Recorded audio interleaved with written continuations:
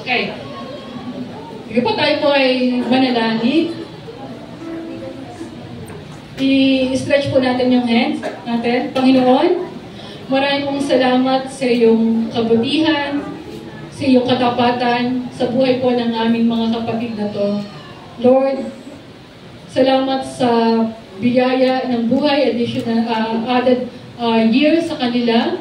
We pray that you will continue to bless them all the more, Panginoon. Idinideklara namin ang Jeremiah 29:11, ang 1 Corinthians 15:58 sa kanilang mga buhay. Continue to give them strength na kailangan nila, Panginoon, bilang nanay o Diyos, bilang isang magulang o God. Dalangin po namin ang kapuspusan, ang pag-ibig mo, ang kapangyarihan ng banal na Espiritu ay patuloy nilang maranasan, O Diyos.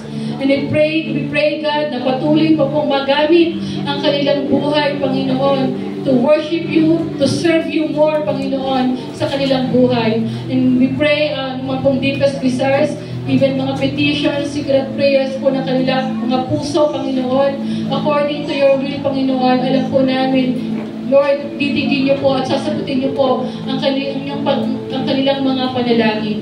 Maraming pong salamat, O Diyos.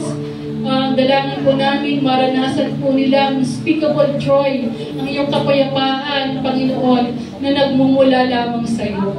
Maraming pong salamat. Ito po ang panalangin in Jesus' name. Amen and amen. Praise God. Palakpakan po natin ang Panginoon. Happy birthday po sa ating po mga kapatid. At